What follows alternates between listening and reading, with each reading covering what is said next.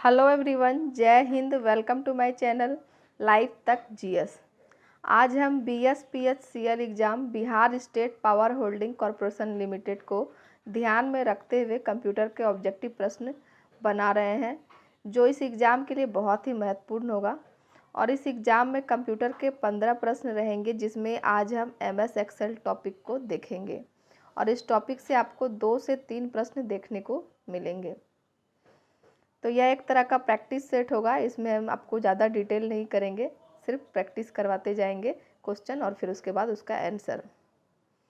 तो जो भी छात्र इस परीक्षा की तैयारी कर रहे हैं उनके लिए वीडियो बहुत ही वरदान साबित होगा।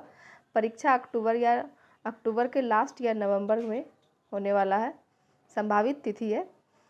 तो समय बहुत ही नज़दीक है, इसलिए आप लोग परीक्षा की तैयारी में ज़ोर शोर से लग जाइए।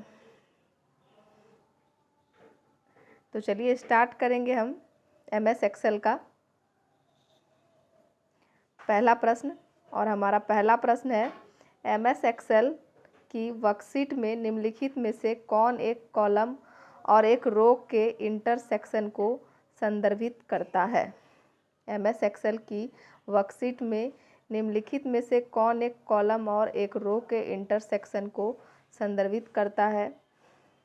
तो इसका उत्तर हो जाएगा ऑप्शन नंबर ए, वर्कबुक। अगला प्रश्न देखेंगे, एमएस एक्सेल वर्कशीट की सेल में संख्याओं का डिफ़ॉल्ट।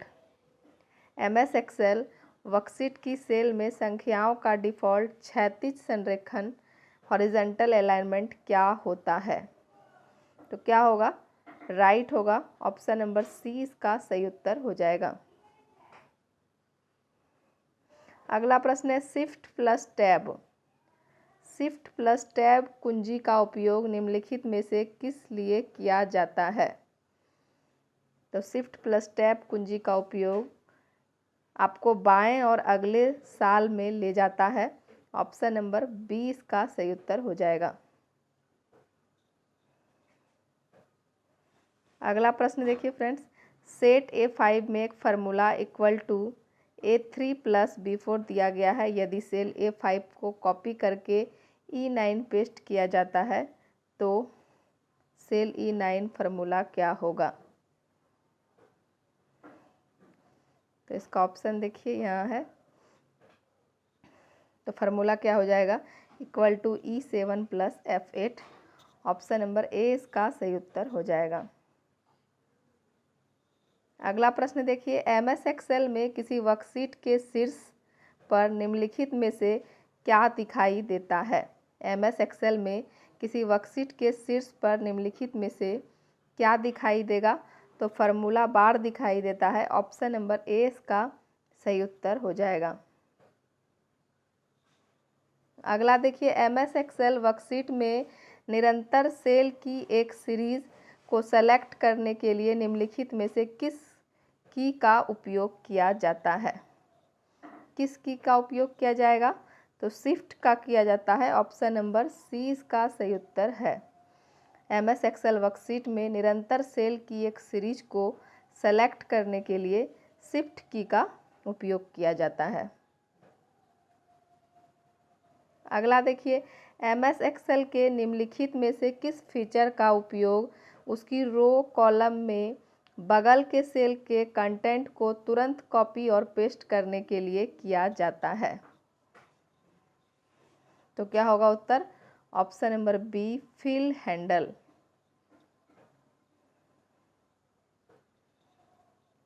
अगला देखिए फ्रेंड्स, एमएस एक्सेल वर्कशीट में जब आप A1 सेल को सेलेक्ट करते हैं, शिफ्ट कुंजी दबाते हैं और फिर C5 सेल पर क्लिक करते हैं, तो कुल कितने सेल से सेलेक्ट होंगे। कुल 15 सेल से सेलेक्ट होंगे। ऑप्शन नंबर डी इसका सही उत्तर हो जाएगा। अगला है, निम्नलिखित एमएस एक्सेल फार्मूला का परिणाम।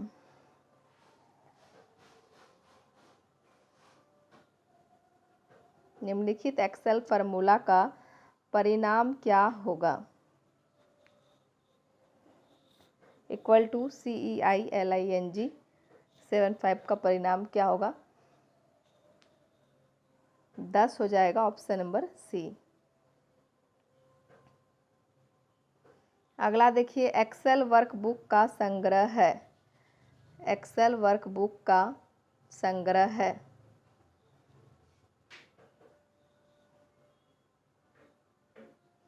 तो दोनों worksheet chart, option number D इसका सही उत्तर हो जाएगा। एक्सेल वर्कबुक का संग्रह है दोनों वर्कशीट चार्ट। अगला देखिए, एमएस एक्सेल पर किसी भी फार्मूला का उपयोग करने से पहले क्या लगाना अनिवार्य है। एमएस एक्सेल पर किसी भी फार्मूला का उपयोग करने से पहले बराबर का चिन्ह, इक्वल टू का चिन्ह जो है लगाना अनिवार्य है। ऑप्शन नंबर ए इसका सही उत्तर हो जाएगा। अगला देखिए, equal to sum small bracket formula अंकों को किसके लिए उपयोग किया जाता है। ऐड के लिए किया जाता है। ऑप्शन नंबर ए इसका सही उत्तर हो जाएगा।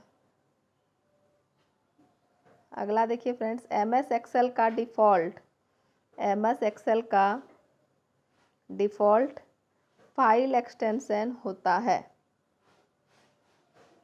डिफ़ॉल्ट फाइल एक्सटेंशन कौन सा होगा, तो .xlsx। ऑप्शन नंबर ए इसका सही उत्तर हो जाएगा।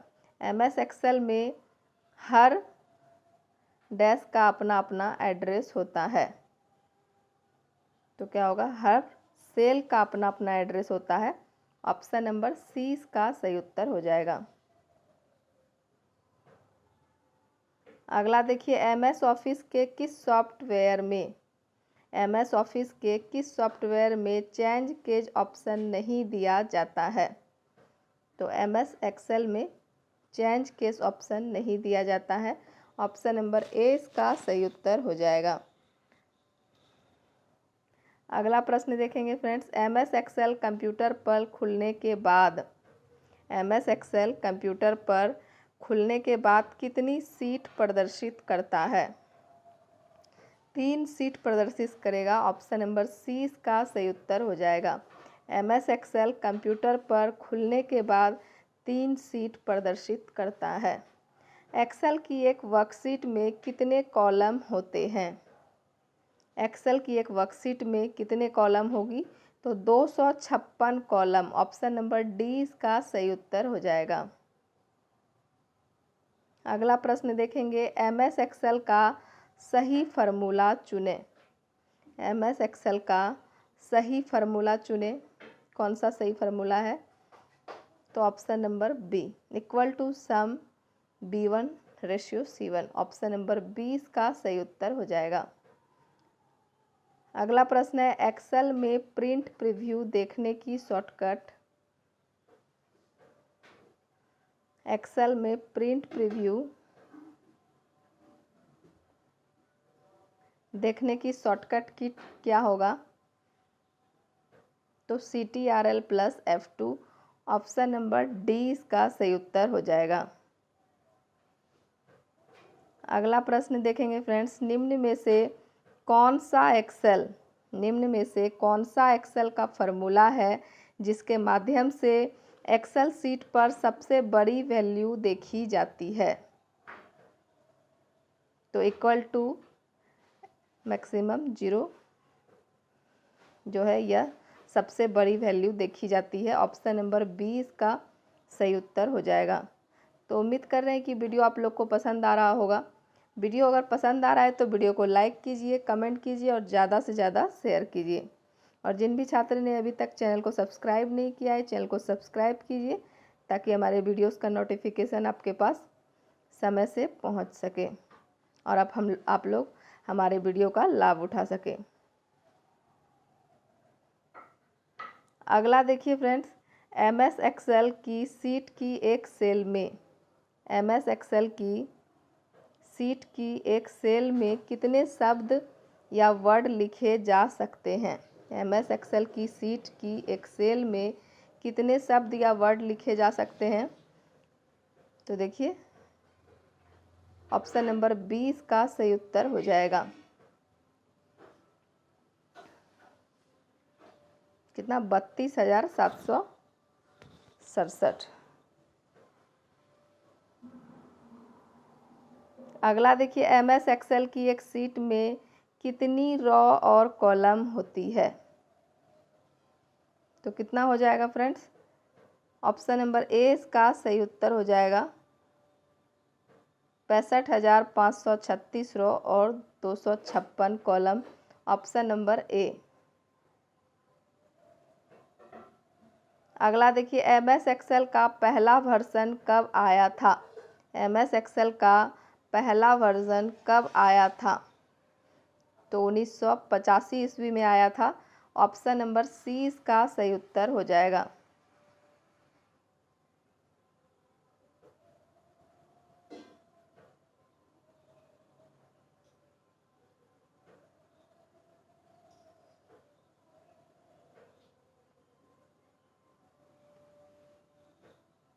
MS एक्सेल या वर्ड में फाइंड फंक्शन, MS एक्सेल या वर्ड में फाइंड फंक्शन के माध्यम से हम क्या कर सकते हैं?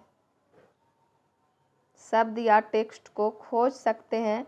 ऑप्शन नंबर डी इसका सही उत्तर हो जाएगा। MS एक्सेल या वर्ड में फाइंड फंक्शन के माध्यम से हम शब्द या टेक्स्ट को खोज सकते हैं।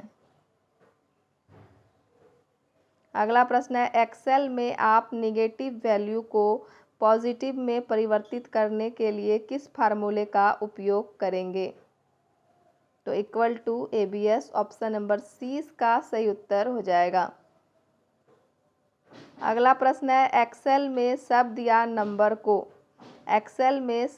नंबर को किस फंक्शन के माध्यम से नियंत्रित किया जा सकता है? तो डाटा वैलिडेशन के माध्यम से नियंत्रित किया जा सकता है। ऑप्शन नंबर 20 का सही उत्तर हो जाएगा। अगला प्रश्न है, MS एक्सेल की करंट शीट में करंट डेट एंड टाइम जोड़ने के लिए इनमें से कौन सा फार्मूला उपयोग किया जाएगा? तो इक्वल टू 9। ऑप्शन नंबर 20 का सही उत्तर हो जाएगा। अगला है, MS एक्सेल में सबसे बड़ी वैल्यू निकालने के लिए किस फार्मूला का उपयोग किया जाएगा? सबसे बड़ी वैल्यू निकालने के लिए तो equal to maximum. Option number 20 का सही उत्तर हो जाएगा।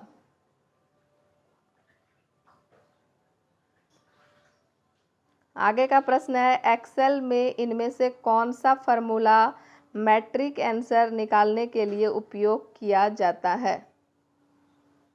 तो equal to MMULT। Option number 20 का सही उत्तर हो जाएगा। MS एक्सेल के सेल का सही एड्रेस का चयन करें। तो MS एक्सेल के सेल का सही एड्रेस कहाँ है? A1। ऑप्शन नंबर 20 का सही उत्तर हो जाएगा।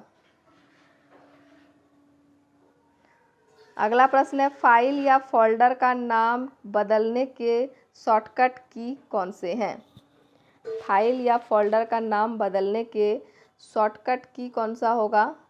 तो F2 होगा। ऑप्शन नंबर ए इसका सही उत्तर हो जाएगा। एक्सेल में A1 B1 एक क्या है? एक्सेल में A1 B1 एक सेल एड्रेस है। ऑप्शन नंबर ए इसका सही उत्तर हो जाएगा। अगला देखिए फ्रेंड्स, MS एक्सेल का निर्माण किस कंपनी ने किया था? MS एक्सेल का निर्माण किस कंपनी ने किया था? तो माइक्रोसॉफ्ट कंपनी ने किया था। ऑप्शन नंबर सी इसका सही उत्तर हो जाएगा। अगला प्रश्न है, एक्सेल में शीट के अंदर एक सेल को दूसरी सेल में जोड़ने के लिए उपयोग किया जाता है। एक सेल को दूसरी सेल में जोड़ने के लिए किसका उपयोग किया जाएगा? तो उत्तर हो जाएगा ऑप्शन नंबर डी, मर्ज का उपयोग किया जाएगा। एक्सेल में शीट के अंदर एक सेल को दूसरी सेल में जोड़ने के लिए मर्ज का उपयोग किया जाता है। अगला प्रश्न है, MS एक्सेल में सबसे छोटी वैल्यू निकालने के लिए किस फार्मूला का उपयोग किया जाएगा? तो equal to minimum. Option number D इसका सही उत्तर हो जाएगा। तो उम्मीद कर रहे हैं कि वीडियो आप लोग को अच्छा लग रहा होगा, पसंद आ रहा होगा। वीडियो अगर पसंद आ रहा है तो वीडियो को लाइक कीजिए, कमेंट कीजिए और ज़्यादा से ज़्यादा शेयर कीजिए। वर्कशीट किनका समूह होती है? वर्कशीट किनका समूह होगी? तो सेल्स का समूह होती है। वर्कशीट जो है सेल्स का समूह होती है। अगला प्रश्न है, निम्न में से स्प्रेडशीट का प्रकार है। निम्न में से स्प्रेडशीट का प्रकार कौन सा होगा? तो लोटस 1 2 3, MS एक्सेल और CALC कैल्क, ये तीनों जो है स्प्रेडशीट का प्रकार है। तो उत्तर हो जाएगा दिए गए सभी, ऑप्शन नंबर डी।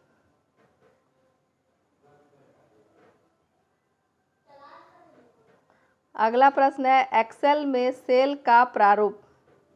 एक्सेल में सेल का प्रारूप फॉर्मेट बदलने का कार्य होता है। एक्सेल में सेल का प्रारूप बदलने का कार्य किससे होगा? तो फॉर्मेट मेनू से होगा। ऑप्शन नंबर ए इसका सही उत्तर हो जाएगा। माइक्रोसॉफ्ट एक्सेल क्या है? माइक्रोसॉफ्ट एक्सेल क्या है? तो उत्तर है स्प्रेडशीट, ऑप्शन नंबर ए।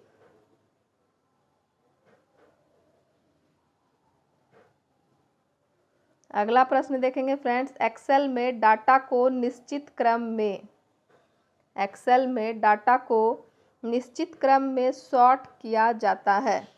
किससे किया जाएगा? तो एडिट मेनू से डाटा को, एक्सेल में डाटा को निश्चित क्रम में सॉर्ट किया जाता है। ऑप्शन नंबर सी इसका सही उत्तर हो जाएगा। अगला प्रश्न है, वर्कशीट के एक सेल में अधिकतम कितने कैरेक्टर रख सकते हैं? वर्कशीट के एक सेल में अधिकतम कितने कैरेक्टर रख सकते हैं? तो इसका ऑप्शन यहाँ पर है फ्रेंड्स, यहाँ से देख के आप लोग बताइए कितने कैरेक्टर रख सकते हैं। तो उत्तर हो जाएगा ऑप्शन नंबर सी, 256 कैरेक्टर रख सकते हैं।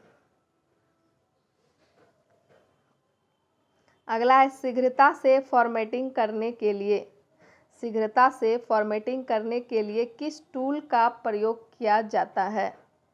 तो फॉर्मेटिंग टूल बार का प्रयोग किया जाता है। ऑप्शन नंबर ए इसका सही उत्तर हो जाएगा।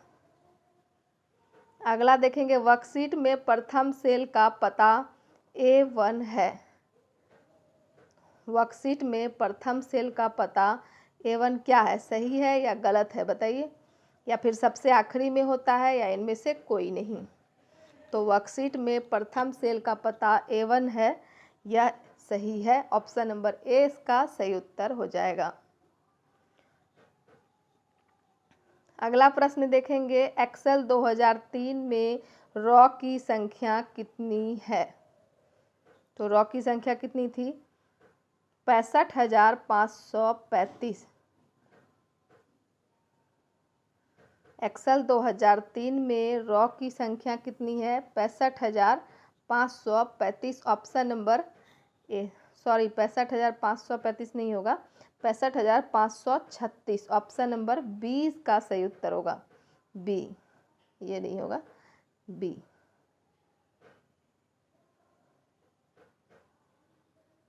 अगला प्रश्न है, हम MS एक्सेल में ग्राफ बना सकते हैं।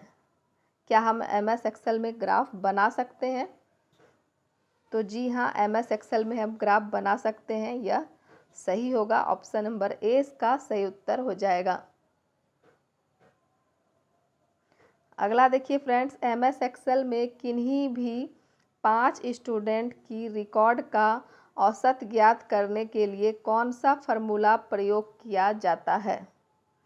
तो MS एक्सेल में किन्हीं भी 5 स्टूडेंट का रिकॉर्ड औसत ज्ञात करने के लिए एवरेज फार्मूला का प्रयोग किया जाता है। ऑप्शन नंबर सी इसका सही उत्तर हो जाएगा।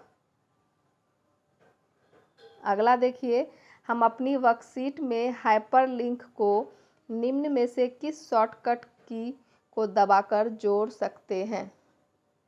हम अपनी वर्कशीट में हाइपरलिंक को निम्न में से किस शॉर्टकट की को दबाकर जोड़ सकते हैं? तो CTRL+K, ऑप्शन नंबर सी का सही उत्तर हो जाएगा। अगला देखिए फ्रेंड्स, इनमें से कौन से फंक्शन के द्वारा इनमें से कौन से फंक्शन के द्वारा करंट डेट इंसर्ट कर सकते हैं? तो टुडे हो जाएगा ऑप्शन नंबर बी। अगला है एक्सेल में सीट का डिफ़ॉल्ट व्यू क्या होता है? एक्सेल में सीट का डिफ़ॉल्ट व्यू क्या होगा? तो नॉर्मल होगा। ऑप्शन नंबर सी इसका सही उत्तर हो जाएगा। अगला प्रश्न है प्री डिफाइंड फार्मूला होते हैं जो स्वतः गणना का कार्य करते हैं। प्री डिफाइंड फार्मूला होते हैं जो स्वतः गणना का कार्य करते हैं। तो फंक्शन जो है या प्री डिफाइंड फार्मूला होते हैं जो स्वतः गणना का कार्य करते हैं। ऑप्शन नंबर ए इसका सही उत्तर हो जाएगा। तो फ्रेंड, आज हम 50 प्रश्न ही कवर करेंगे। इससे आगे हम अगले वीडियो में देखेंगे। तो उम्मीद करते हैं कि वीडियो आप लोग को पसंद आया होगा। वीडियो अगर आप लोग को पसंद आया होगा तो वीडियो को लाइक कीजिएगा, कमेंट कीजिएगा और ज़्यादा से ज़्यादा शेयर कीजिएगा।